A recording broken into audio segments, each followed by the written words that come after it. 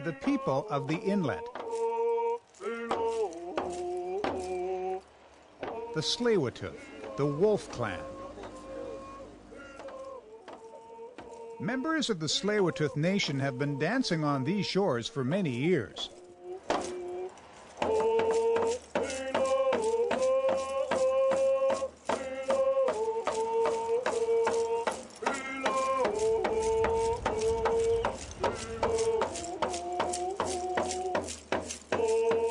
Our history, our creation story comes from the Burrard Inlet, from the harbour of Vancouver.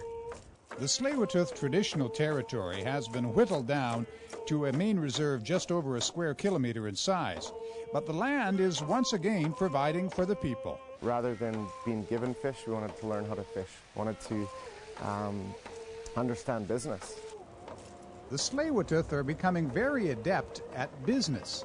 Their reserve is within a couple of kilometres of downtown Vancouver, one of the hottest real estate markets in the country. The market on the North Shore is it's phenomenal.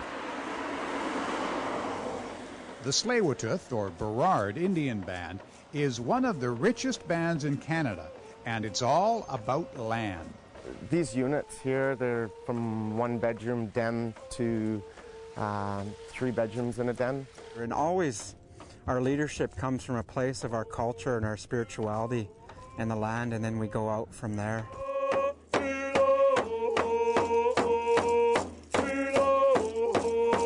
This mix of culture and free enterprise encompasses several companies owned by the band and designed for the future.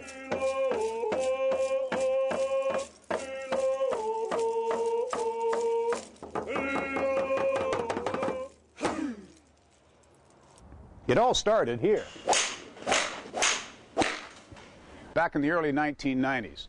The chief at the time was a fellow named Leonard George, and he was looking for ideas to bring some economic prosperity to his people. He came upon the idea of developing reserve land, and it was a controversial idea.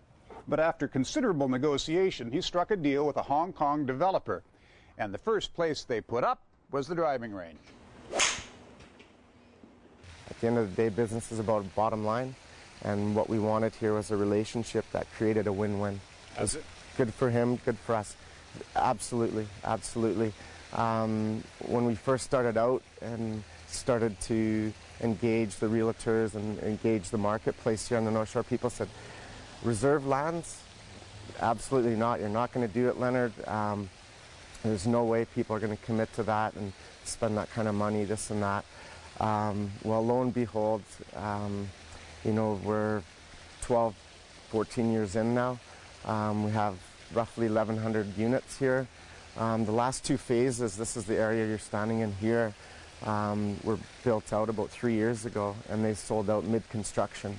You know, mind you, the market's been fantastic, but the bigger thing for us is we built a real trust in the industry, and also branded ourselves as a nation and as a business entity that understands that people investing in here, they want a return on their investment. And pure and simple, and people who live here, and people living here, not just our partners, not just the nation, but the people investing their hard-earned money into a home, which is a major investment. For us, we wanted to enter the market at a fair price with a high quality, and that's what we've done.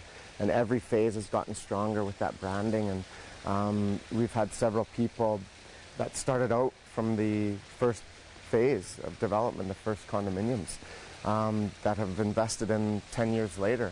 And to us, that's the greatest compliment, because at the end of the day, that shows that, you know, the nation's doing something right, the Takaya Development's partnership is doing something right, and there's no greater compliment than them coming and saying, you know what, I had a return of 70–80% within 3 years. That's fantastic. That's what we want to hear. And two, these monies that are generated here flow back in directly into the community. They've allowed us to start stepping towards a sustainable future and a quality of life that our community wants. We've built a gymnasium and cultural center. We have a daycare. We bought back 800 acres of land up in Indian Arm, which is, you know, an important part of our territory. So these are major, major steps, and you know, long-term, really through business, it's exciting because the nation understands that we get the right partners. It makes sense to our community on what business is here and what we grow in and how we develop our community, that we can have a future that we're proud of and something that we want as a people, whether we're putting money in health, education, cultural programming, for our youth, for sports, for all those things that are important, not just to First Nation communities, but all communities. This is a small reserve. There are about 400 members, of which 250 or so live on the reserve. In fact, more non-Aboriginals live here in the condo developments on reserve land. The developments are providing revenue and jobs, particularly for young band members who may need help staying in school and finding a career. See you later, Cease. Take it easy. Right now, we're just trying to get all the kids to kind of focus on where they want to go in their careers, and so we can build up a capacity in order to fill all the spots we need, because right now capacity is a big issue. Having people that know how to do various things, right? Yes, and actually getting them to go to school to take what they need to take to do the jobs. But I do believe it's getting better and better. We have more kids that are going through high school that are actually wanting to do something right away, so. Well, they're buying into the idea. They're buying into the idea, yes. So I think it's going to be even more successful as the generations come up, because now we, being a younger adults, I guess, with kids, are pushing more for education and filling the roles that we need within our nation. Because ideally, I think a lot of our kids, you know, they're proud to be Tsleil-Waututh and they want to contribute back to the community at some point, and sometimes it just takes a little longer, like it does for me. So why did it take you long? Well, when I went to school, I went to Northern Alberta, and I had to kind of do my time on the golf courses, and that was my passion, to be on a golf course and run crews on a golf course, and we don't have one. So it's pretty simple to say, okay, well, you had to go. I had to go. And I got to work with my dad out at Swanisset. We were there from 92 to 98. And through construction, growing, you know, golf is in our blood.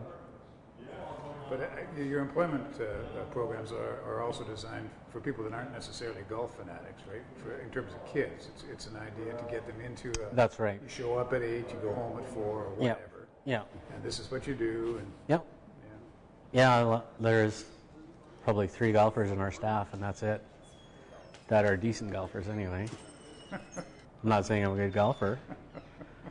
But, yeah, they don't need to love golf to work here. It's just work ethic is what we're gunning for.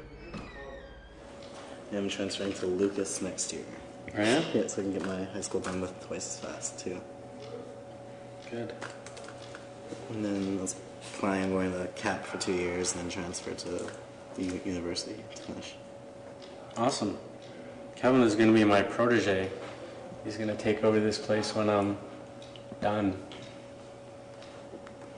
Yep.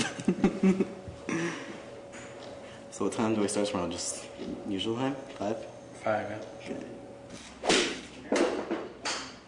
I've learned some stuff. what have you learned mostly? How to do paperwork and all that.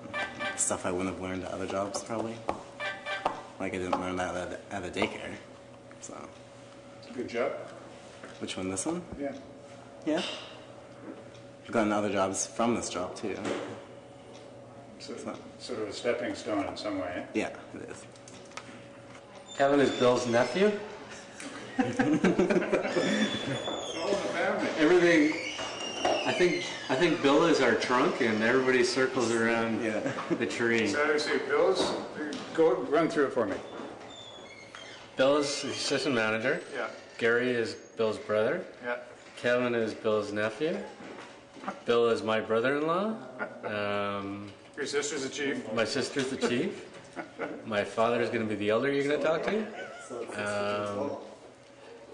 When you're going on the boat, it'll be Ed and Dave Thomas, who are Bill's brothers. So it's kind of like, wasn't there a thing about Kevin Bacon? Yeah, 6 or 9 degrees of separation or something like that? Yeah, and it all brings you back to Kevin Bacon. So Bill is our Kevin Bacon. How long have you been working here, Bill? Since 92 of August. Is it good for you? Yeah, I like it. It's fun. And again, you said your title was? Assistant manager. What are your responsibilities? I maintain everything. I'm the grass cutter. And I keep the ball picker pieces together. When they need to be changed, I change them. And I know a little bit about mechanics now. But not too much, but I know some. What were you doing before, if you don't mind my asking? Before this, I worked at a little fish cannery. That used to be the paper boy of our reserve. I did that for about 6 years. And did the cannery close down? Yes, it did. Yep.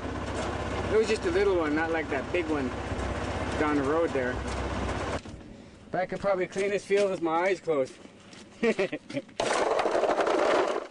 What I have the guys doing, if they see an old one, we just chuck it over there for now.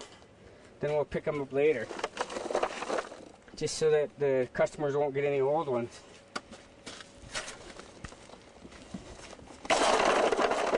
Because believe it or not, they'll come in and want to trade a ball because they got an old one in their bucket. They want new ones.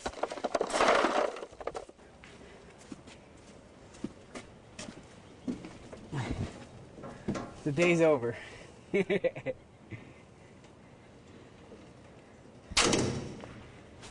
Our unemployment is pretty good. About 8 years ago, we had this lady come to work with us in our social development department, and at that time we probably had just over 200 people living in our community, and we had like between 50 and 60, or at least 55 people on social assistance, and there were some changes in the way that social assistance gets delivered on reserve, and then there's the Aboriginal Resource Development, Human Resources, or however it's called these days, from the federal government, the HRDC, Human Resource Development Canada, that gets delivered to Aboriginals. There were some changes there, so now we have a skills and development center in our little portable school where we also deliver high school to students that have slipped through the cracks. So today we probably have at the most 5 on social assistance.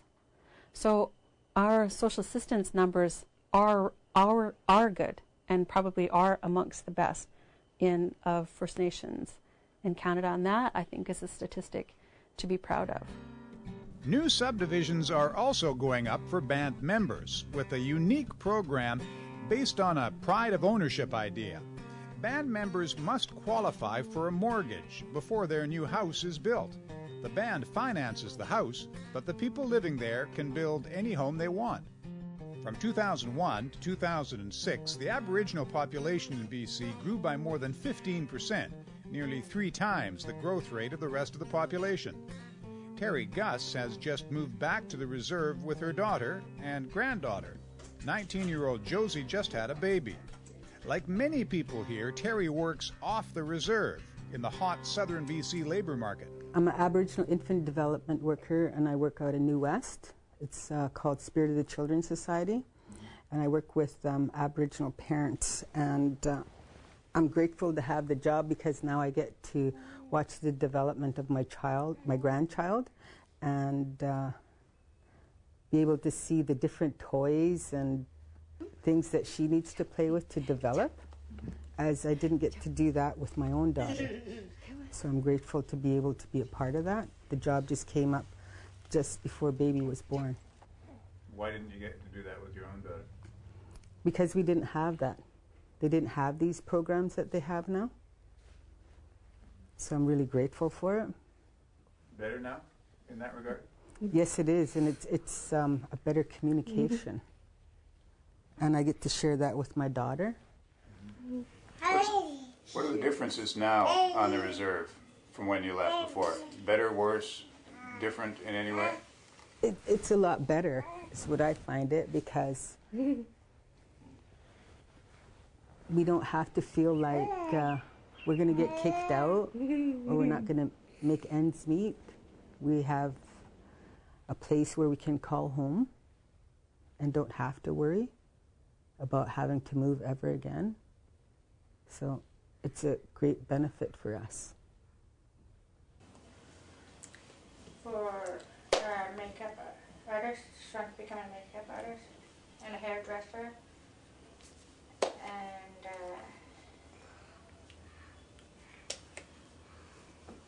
And another option is to go into business and work at the band office up here and work at the daycare. I see that she'll have a good future, and baby will be able to flourish into what her mom would want for her, and she'd only see the best for her, and that's how I see it. So you're optimistic? Yes. Hey? Are you telling them what you want? Hmm?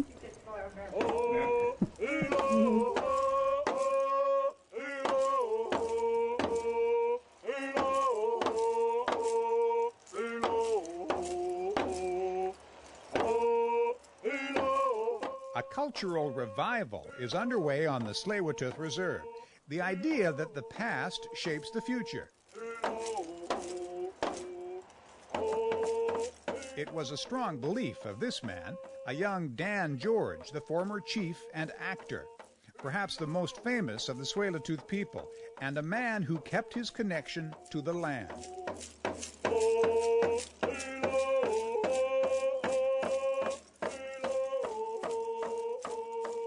You know, that's a big key, is that connection to the earth. And that's something that we struggle with now. The values that we live by are different, but yet in our hearts, you know, just like the way that our warriors and our elders of old fought for this land, they literally fought with their lives to protect this so that we could feed our families and our children because of the resources that are here. In a way, we're still living those customs, but it's in a different way now. We've now become hunters and protectors of our nation, but the tools that we pick up are a little bit different than those of our ancestors. We may not be carrying the spear, but that wasn't always our way as well. We had our people that would negotiate our CMs, our people that go out and try and work things out. A lot of our neighbors that were here in the territory we got along really well with. But the important thing is now we take those values about protecting our future generations, and we do it through business, through education, through the work that we're doing today and everything that we have here on our small community. Our reserve is only a fraction of the territory that we're a part of, but we're fortunate in some regard. You know, it's a double-edged sword. We're fortunate because we are close to the city, and so there's that much more opportunity for business and for development. But the flip side is the environmental impact has been devastating. I mean, our elders used to say when the tide went out here, the table was set. They'd go out and literally, the tide was like this, you had a feast out there. Nowadays maybe you can get some crabs, but that's about it.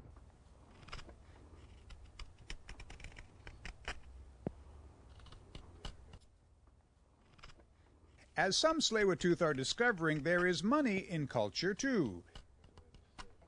Outsiders have a healthy appetite for West Coast art.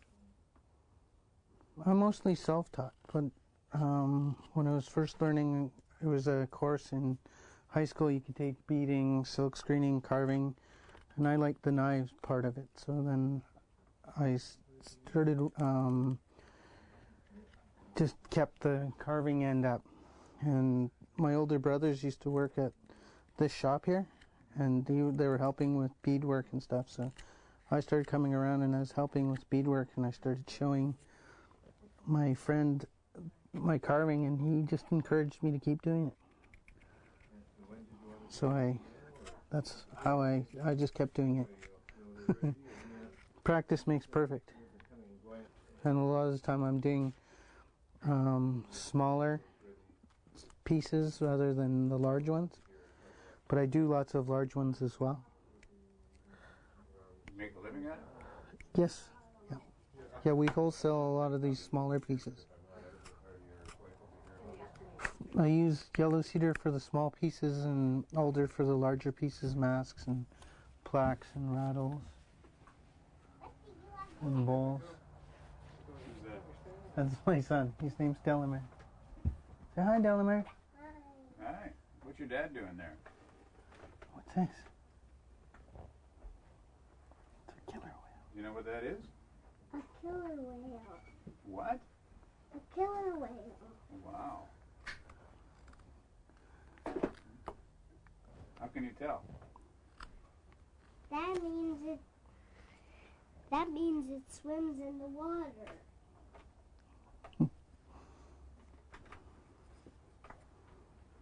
What's what this? else was your dad carving over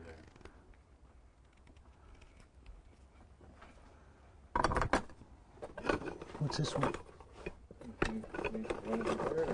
Yeah, it's okay.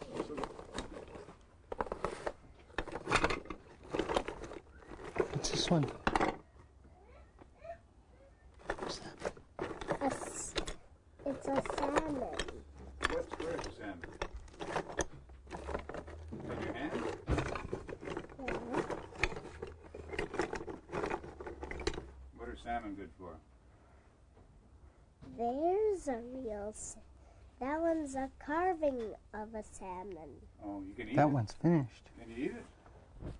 You like salmon, don't you? Yeah, but we can't eat it. Not this one, no. Because it's carved. This one's finished, and this one's not. You look like an expert. You like the carvings, don't you? Yeah. What's your favorite carving? What's your most favorite animal? The killer whale? Or the eagle?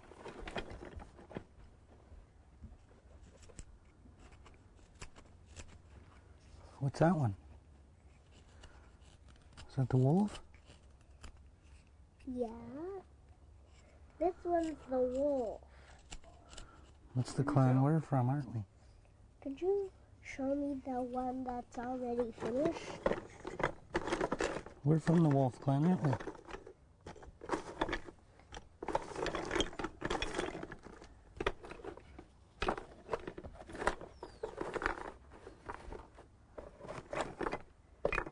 Do you know this one?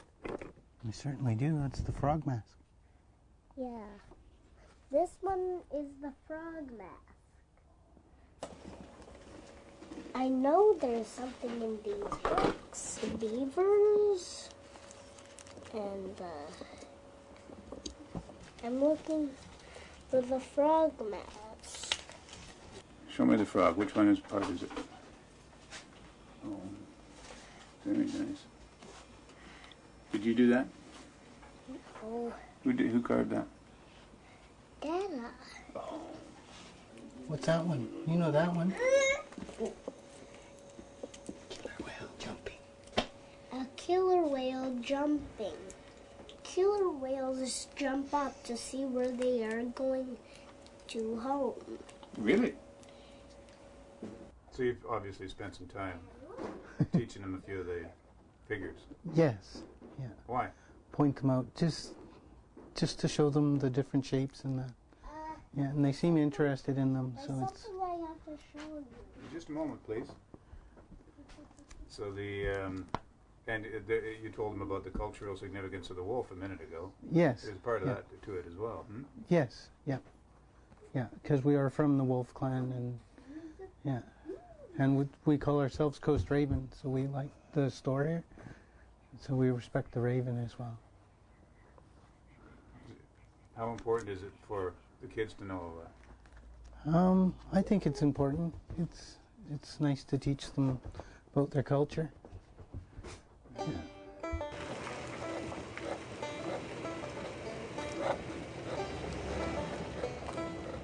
The Tsleil-Waututh operate their own ecotourism business in the waters of Burrard Inlet.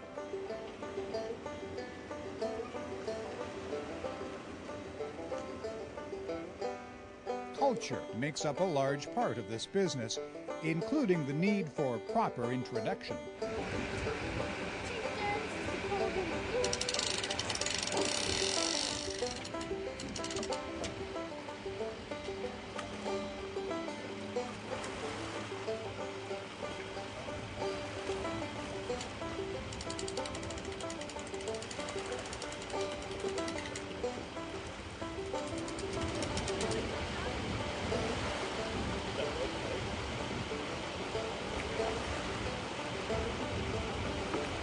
I've been working with the company for a year, and I grew up in Salish territory, so I do my best to share as much as I can with the people, whether it's telling them stories, telling them about just, you know, the different territories that you'll find out here, like Kwakwaka'wakw and Salish and Interior Salish. I'll tell them as much as I can. They have lots of questions, so I never run out, it seems, sometimes. And I talk a lot about the canoe. And when we have staff coming in that aren't Indigenous and that haven't been, or people who just haven't been in this type of environment, I just try to make sure that I'm sharing as much protocol as possible. Like when I'm entering the canoe, when I'm paddling in the canoe, there are things you have to do to get ready. If the canoe hasn't been on the water for the year, we have to wake it up. And how do you do that?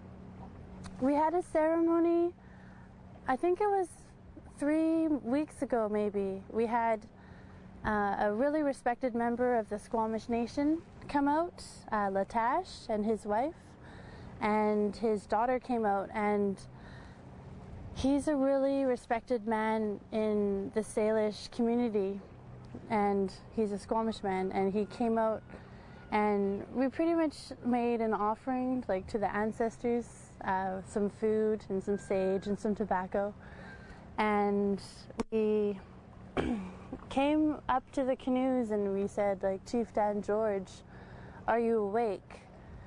Wake up, it's time to wake up, we're putting you on the water now. And we sing a prayer song. We pray for the canoes, because we have 3, Chief Dan George, Dancing Serpent, and Soaring Eagle.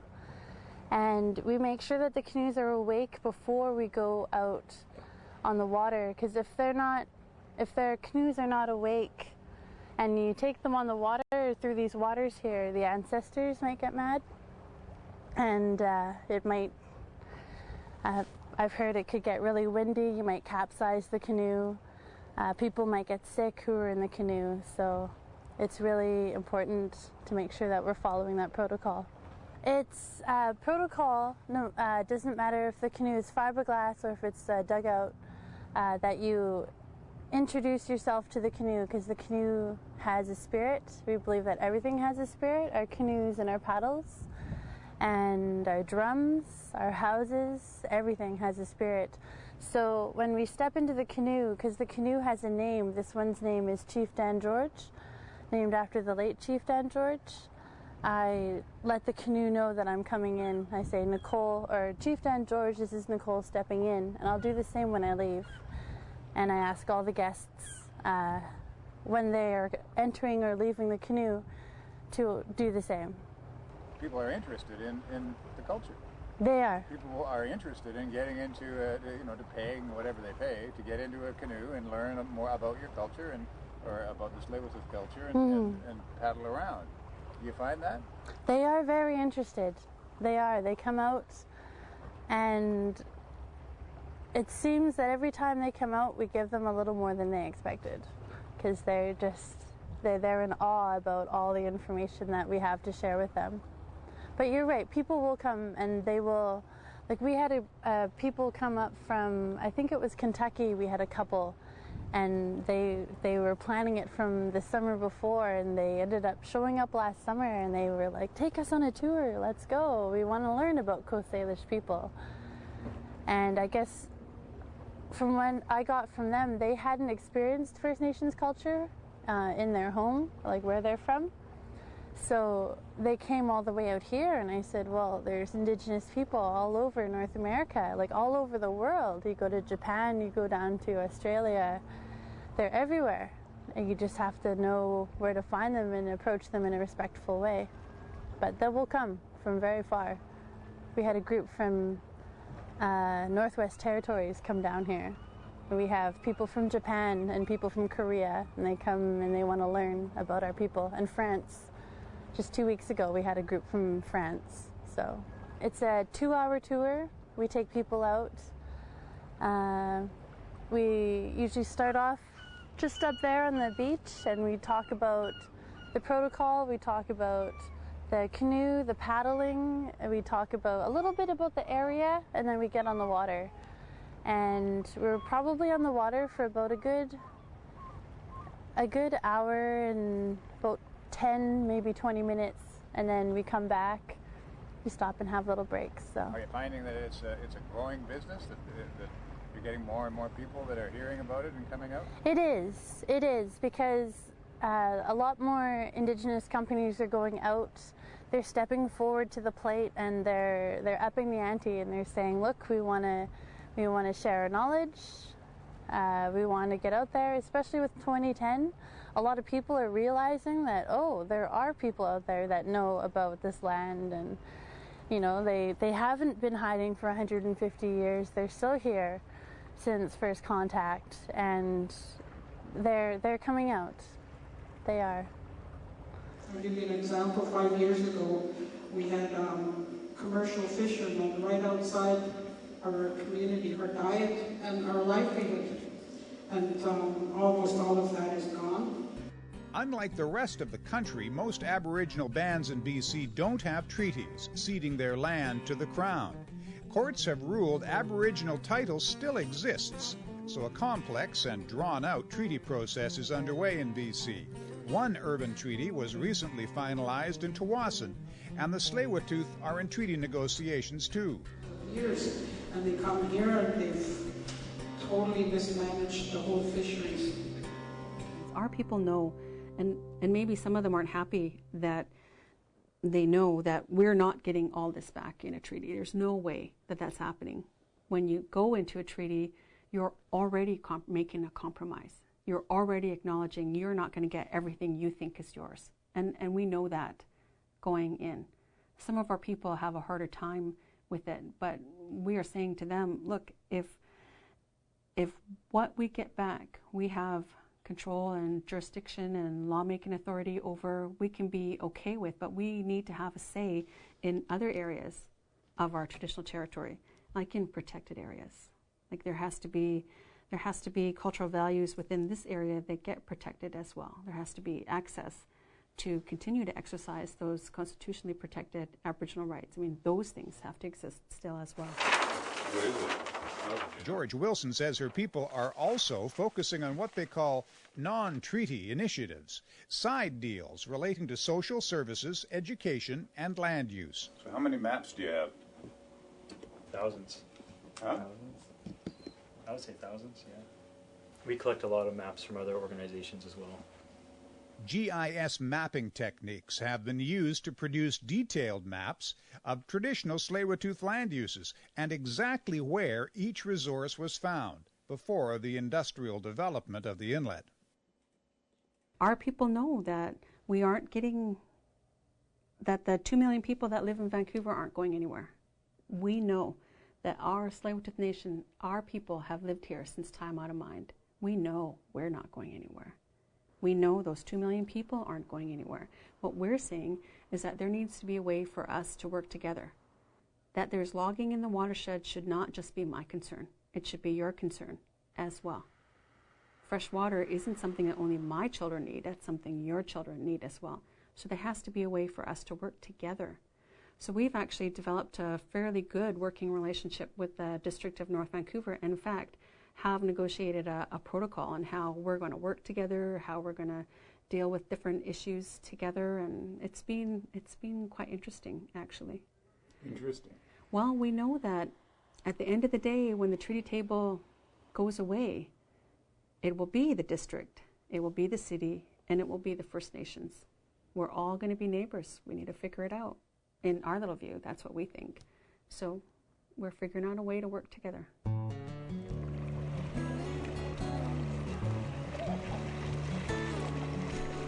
The cooperative approach is paying off. The band has just signed a $20 million legacy sharing agreement for the 2010 Olympics.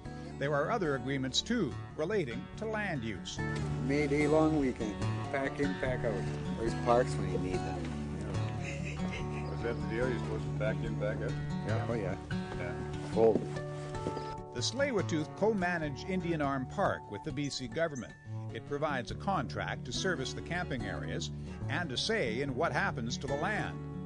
As many as 10,000 Coast Salish people lived in this area before European contact brought new diseases and decimated the population.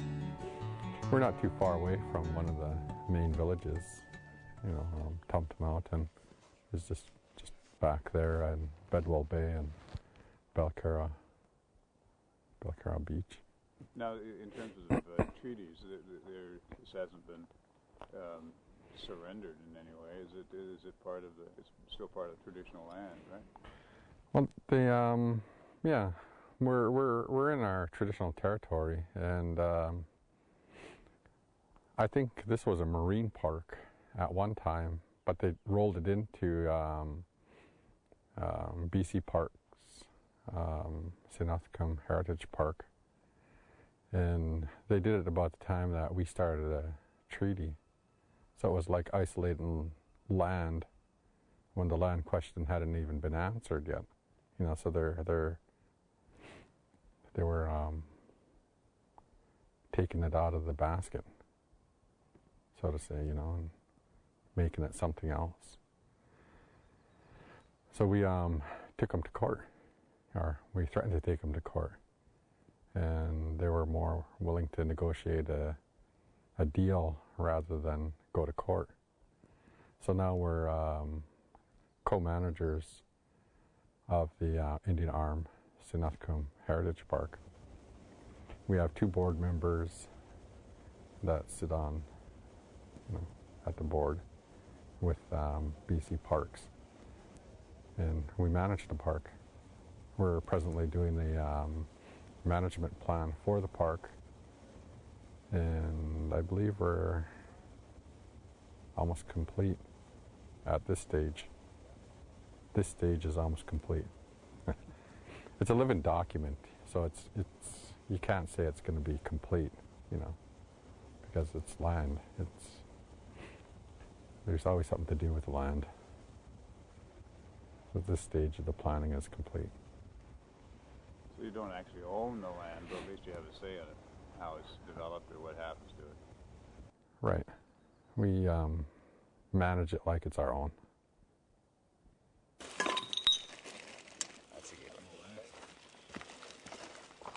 The Tsleil-Waututh know the value of land. They've bought a large tract further down Indian Arm and say there may be other purchases. There are no plans to develop the newly acquired property. It will become part of another push towards environmental stewardship. What are we up to today? We're going to take a tour of the Burrard Inlet. We're going to go about, I don't know, 3 or 4 kilometers west of Kate's Park towards Second Narrows Bridge along the shoreline. Then we're going to turn around and head back up the Indian Arm. We're going to go east on Burrard Inlet, and then we're going to turn north up the Indian Arm. Is that a shell midden, did you say? Yes. I see a lot of that. Most of the beach areas have shell midden in it. It's all along here. Wherever the salt water touches the shoreline, there's bound to be shell midden in the area. Yeah. We didn't go very far from the beach, you know, and we set up camp. Why hike 2 miles up in the bush there to set up a camp when you could just set it up right on the shoreline.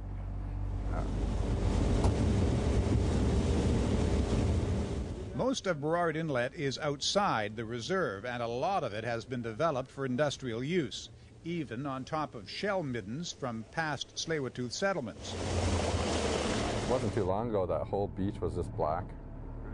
There is an oil refinery right across from the reserve, and last year a ruptured pipeline caused a serious oil spill in Burrard Inlet.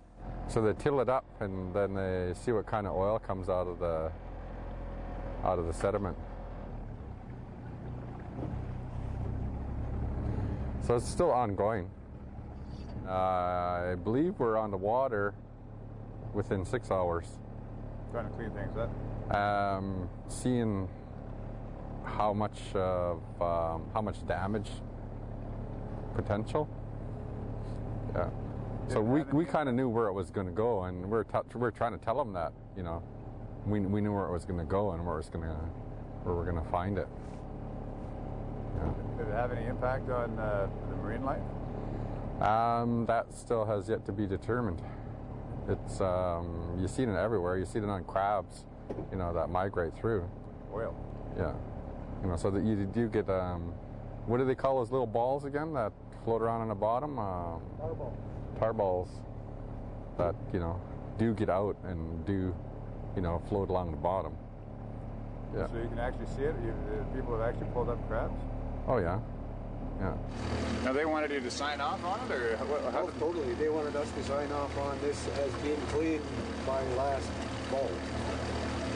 And we had a really good agreement with Kinder Morgan saying that we will tell them when it's clean.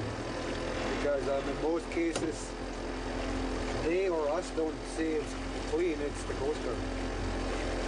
And we told the Coast Guard ourselves that what they think is clean is not clean in our eyes, and we had an agreement with these oil people that we will tell them when it's clean. And we told them it could be 20 years down the road and this oil is still going to be coming up. We just wanted to hold them accountable. Hold them accountable for what happened, and to let other people in the future know that these kind of oil spills are not going to go away as fast as some people want them to.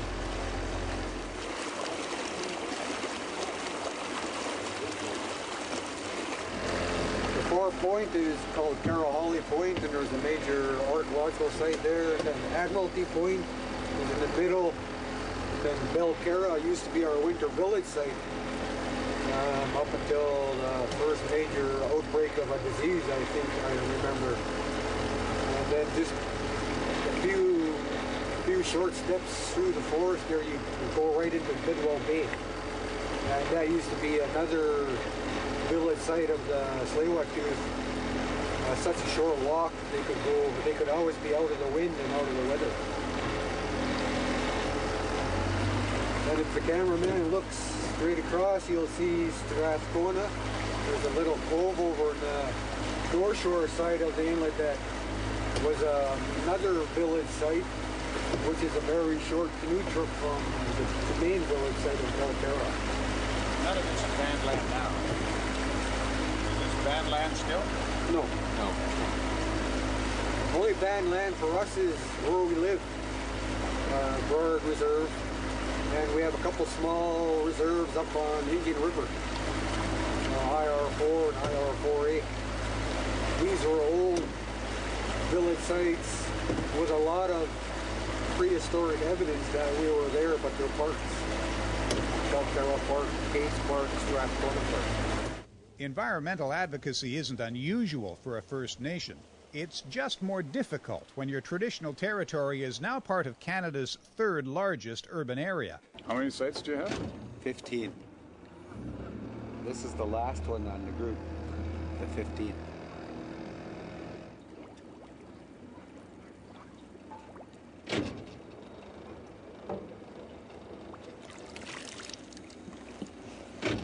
Leave a bit at the shoulder, cap it.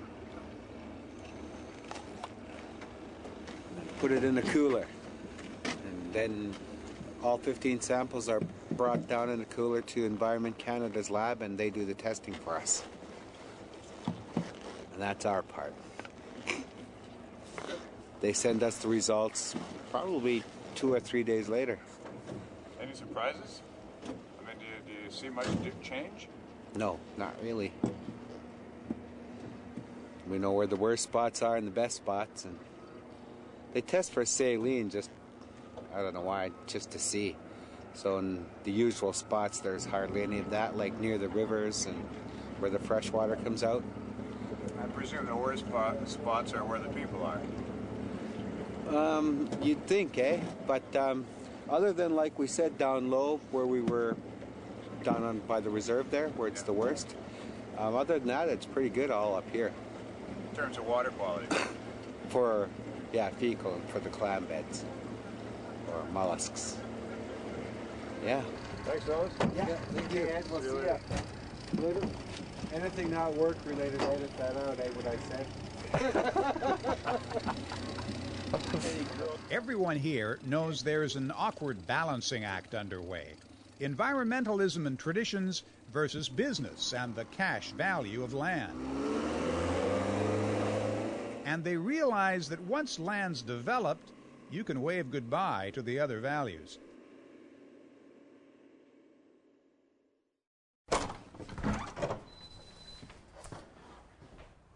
Very nice. Yeah, so this is... like a display suite. Yeah, this is a display suite for now.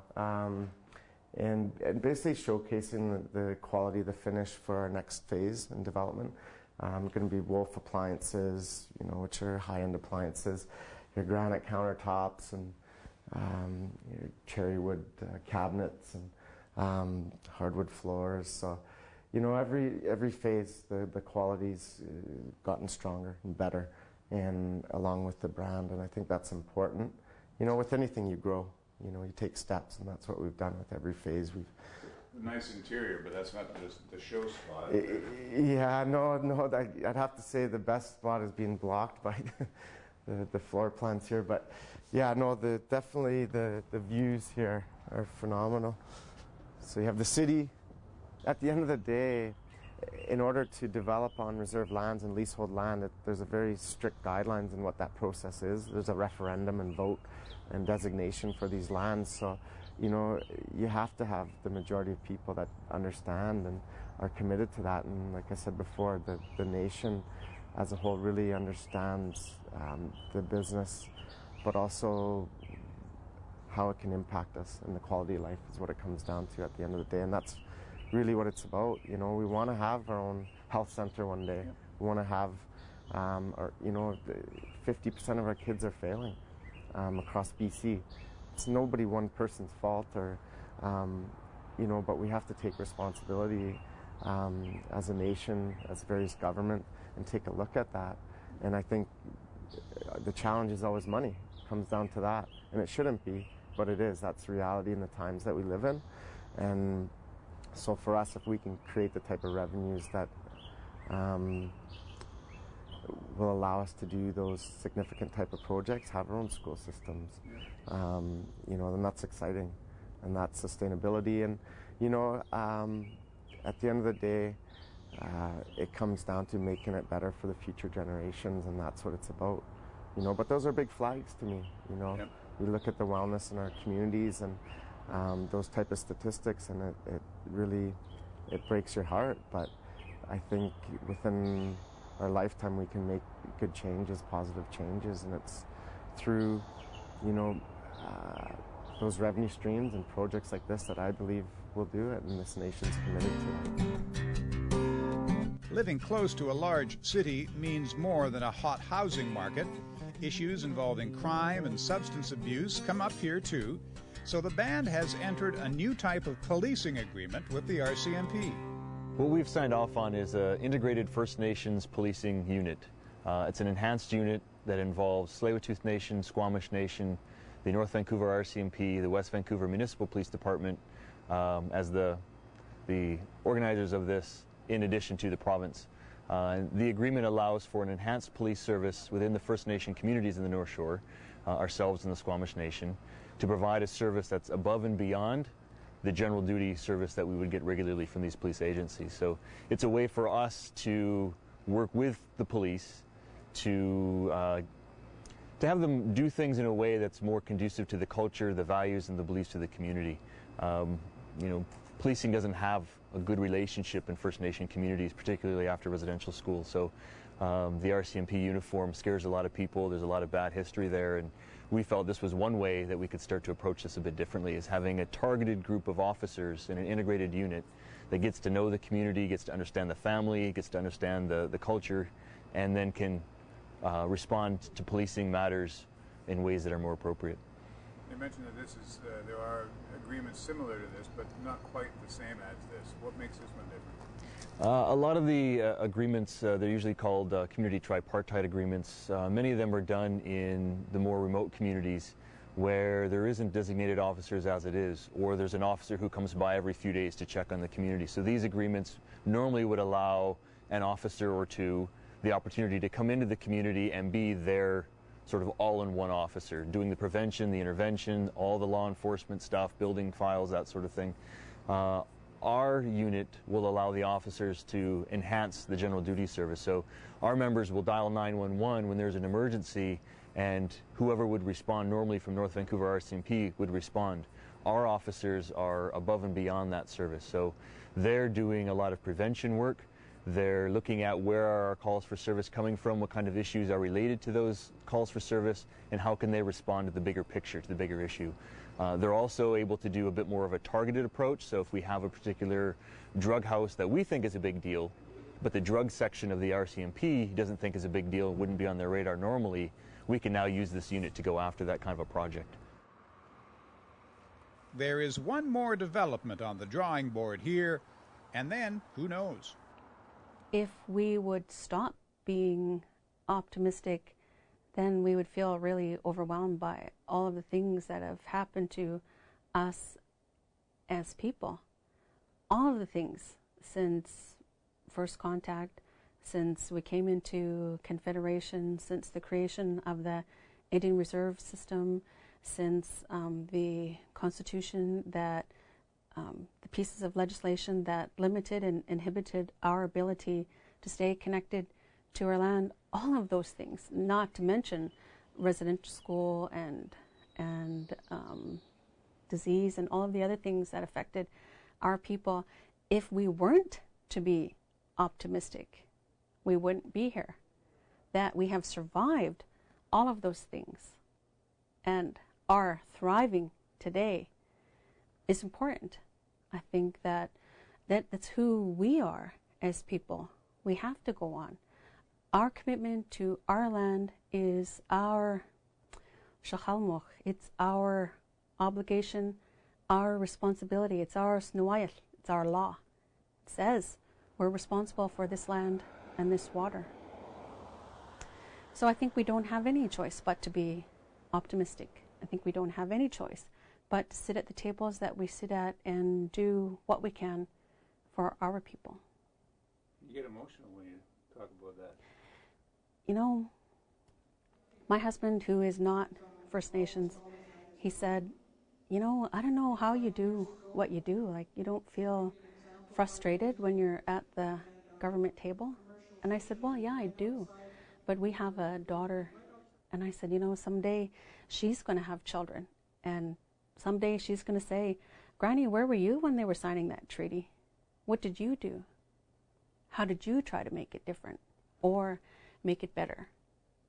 I want to be able to say that I did everything I could to make sure that our Tsleil-Waututh face stays on our land so that people know who we are and what is important to us. It's our legacy. It's our obligation.